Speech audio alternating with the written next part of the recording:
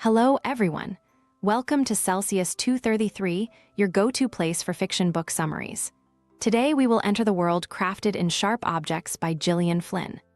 Sharp Objects, the debut novel by Gillian Flynn, was published in 2006.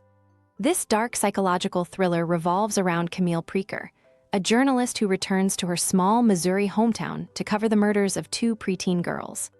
As Camille delves into the grisly story, she is forced to confront her deeply traumatic past and navigate a fraught relationship with her manipulative mother, Adora, and a troubled half-sister, Amma. Plot summary: Camille Preaker, a journalist for a Chicago newspaper, is sent to her hometown of Wind Gap, Missouri, to report on the murders of two young girls. Ann Nash, age 9, was found strangled and gruesomely mutilated the previous summer. 10-year-old Natalie Keene disappeared recently, only to be discovered dead in an equally horrific manner. For Camille, the assignment dredges up a childhood riddled with pain and darkness, and the oppressive atmosphere of Wind Gap threatens to unravel her fragile stability. Wind Gap is a suffocatingly small town, defined by its gossip, long-held grudges, and rigid social hierarchies. Camille's mother, Adora Krellin, is a wealthy and prominent figure in the community. Her stately Victorian home, immaculate and ornate, looms over the town like an enduring symbol of control and expectation. Adora's demeanor is at once saccharine and sharp, her charm masking an unsettling coldness. Camille's stepfather, Alan, is reserved to the point of detachment, a passive figure whose deference to Adora verges on servility.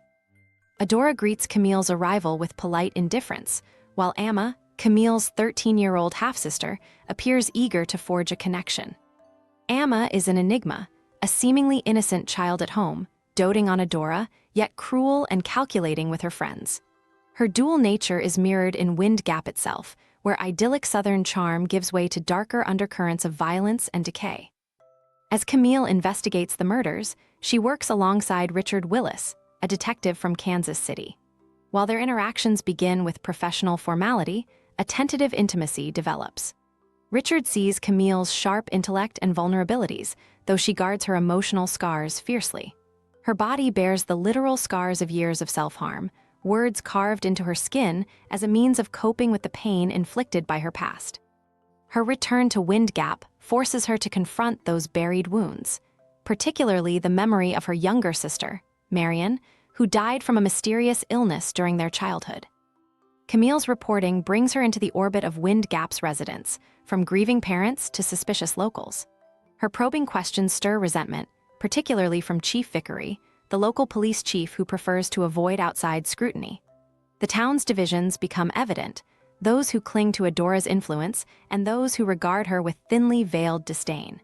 Camille's strained relationship with her mother intensifies, as Adora alternates between condescension and veiled hostility.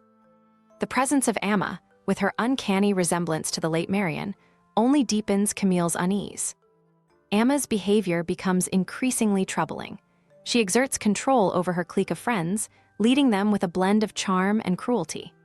Camille begins to see echoes of her own childhood in Amma's actions, a disturbing reminder of how Adora's oppressive love shapes those around her. Amidst the social gatherings and whispered accusations, the tension in Wind Gap builds, and Camille's grip on her own sobriety falters. As the investigation progresses, Richard shares unsettling findings. Both Anne and Natalie had all their teeth removed after death, a detail that speaks to an obsessive, intimate violence. Camille's instincts lead her to suspect Adora, whose obsession with control and illness manifests in chilling ways. Adora's history of Munchausen syndrome by proxy, a condition where caregivers harm those in their care to draw attention or sympathy, comes to light. Camille recalls how Adora doted on Marion during her illness, a devotion that now appears sinister. In a moment of devastating clarity, Camille uncovers evidence that implicates Adora in the murders. Poisoned milk and other toxic substances meant to induce illness were found among Adora's belongings. Camille realizes that her mother's pathological need for control extends beyond her household and into the lives of others. When Camille confronts her, Adora's facade cracks, revealing the full scope of her cruelty. The police, armed with Camille's findings, arrest Adora, who confesses to her role in Marion's death and faces charges for the murders of Anne and Natalie. Amma moves in with Camille in Chicago, seemingly relieved to escape Adora's grasp. Yet the transition is far from peaceful. Amma struggles to adapt to life away from Wind Gap, her behavior oscillating between childlike dependence and alarming manipulation. Camille tries to provide stability, hoping to break the cycle of harm that Adora created. But the horror deepens.